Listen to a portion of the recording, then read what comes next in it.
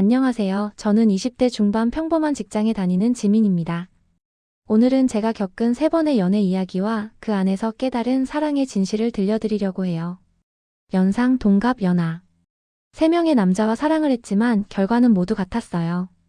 그 공통점은 바로 B형 남자였다는 것. 그럼 이제 제 이야기를 들려드릴게요.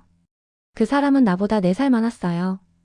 같은 동아리 선배였는데 처음 만났을 때부터 말투가 너무 부드러웠죠. 지민 씨는 웃을 때 눈이 예쁘네요.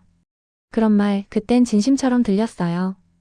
늦은 밤까지 과제한다고 말했더니 잠깐 나와봐요. 그렇게 말하며 편의점 앞에서 따뜻한 커피를 건네던 사람. 그날 그 한 잔의 커피가 제 마음을 완전히 녹였죠. 연애는 그렇게 시작됐어요. 그는 늘 다정했고 배려도 많았어요.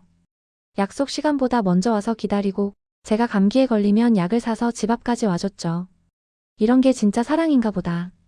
그렇게 믿었어요. 그런데 어느 날이었어요. 그날도 평소처럼 그가 회의가 있다며 연락이 잘 안 되던 날이었죠. 근데 SNS를 보다가 우연히 봤어요. 제 컵이랑 똑같은 커피잔. 그런데 그 컵 앞에 낯선 여자의 손이 있었어요. 이상하게 가슴이 쿵 내려앉더라고요. 처음엔 아니길 바랐어요. 우연이겠지, 같은 카페겠지. 근데 그 카페는 그가 나랑만 가던 우리 카페였어요. 다음날 그를 만났어요. 무슨 말을 해야 할지도 모르겠더라고요. 어제 회의 잘했어? 그렇게 묻는 제 목소리는 떨리고 있었죠. 그는 미묘하게 시선을 피했어요. 그리고 저는 그날 처음으로 느꼈어요. 사랑이 식는 순간은 싸움이 아니라 침묵으로 온다는 것을. 첫사랑이 그렇게 끝나고 나서 한동안은 아무에게도 마음을 주지 않았어요. 그런데 그를 만난 건 대학 3학년 때였어요. 같은 과 동기였고 첫인상은 그냥 밝고 장난기 많은 사람이었죠. 야, 커피는 내가 살게. 시험 끝났으니까 오늘은 내가 쏜다. 그렇게 웃는 모습이 이상하게 편했어요. 나랑 비슷한 나이, 비슷한 고민. 그래서일까요? 연애도 훨씬 현실적이고 자연스럽게 시작됐어요. 이번엔 진짜 다를 줄 알았어요. 근데 그 사람은 유난히 비밀이 많은 사람이었어요. 핸드폰은 항상 엎어두고 전화를 받을 땐 꼭 잠깐 나갔다 올게 하며 밖으로 나갔죠. 처음엔 신경 안 쓰려 했어요. 나도 집착하는 사람 되고 싶지 않았으니깐요. 그런데 그날 카페에서 그가 화장실에 간 사이 그의 핸드폰 화면에 카톡 알림이 떴어요. 오늘 밤에도 나와줄 거지? 그 순간 심장이 내려앉았어요. 손끝이 떨리고 머리가 하얘졌죠. 하지만 이상하죠? 그날 아무 말도 못했어요. 그냥 모른 척했어요. 사랑이 끝나가는데 내가 먼저 끝내기가 무서웠어요. 그 후로도 한동안 그는 똑같이 웃고 나는 똑같이 웃는 척을 했어요. 그러다 결국 어느 날 내 눈앞에서 그가 다른 여자와 손을 잡고 나란히 걷는 걸 봤어요. 그때서야 알았어요. 내가 사랑한 건 그 사람이 아니라 우리 관계가 괜찮을 거야 라는 희망이었단 것을. 3번째는 연하였어요. 24세 나이에 22살 남자친구. 처음엔 솔직히 연하남은 별로일 것 같다 생각했어요. 근데 이상하게 그 아이는 달랐어요. 항상 웃고 장난기 많고 저를 볼 때마다 누나 예쁘다고 하던 그 말투. 그게 그렇게 기분이 좋더라고요. 연상에게는 기대고 싶었고 동갑에게는 이해받고 싶었는데 연하한테는 그냥 사랑받고 싶었어요. 근데 그 애가 점점 연락이 뜸해지기 시작했어요. 오늘 친구들이랑 축구해요. 내일은 시험이라 바빠요. 처음엔 믿었죠.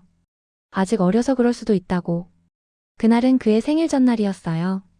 깜짝 선물을 주려고 그의 집 앞까지 갔죠. 초인종을 누르려다가 문이 살짝 열려 있더라고요. 나갔나?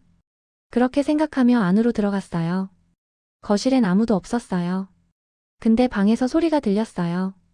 낯선 여자 목소리. 그리고 그의 웃음소리.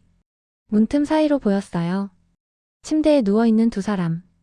제 남자친구와 모르는 여자. 손에 들고 있던 케이크 상자가 바닥에 떨어졌어요. 쿵 하는 소리에 그가 돌아봤죠. 우리 눈이 마주쳤어요. 잠깐, 지민아. 그의 목소리가 들렸지만 저는 이미 현관문을 박차고 나가고 있었어요. 생일 축하해, 내 사랑이라고 쓰인 케이크를 남겨두고 계단을 뛰어내려가면서 눈물이 났어요. 며칠 뒤 결국 사실을 들었어요. 그 여자는 같은 과 후배였대요. 저랑 만날 때부터 둘이 썸이었대요.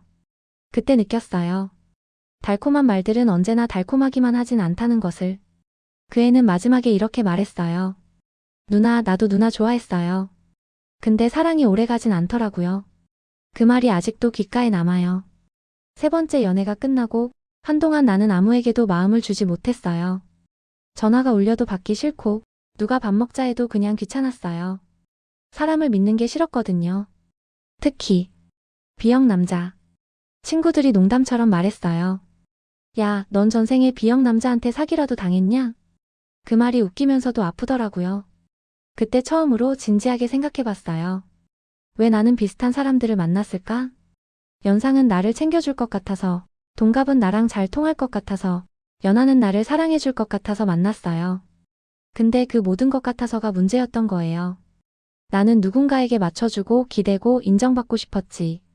정작 내가 어떤 사람인지는 몰랐어요. 그래서 결국 내가 사랑했던 건 그들이 아니라 그들이 만들어주는 나였던 거예요.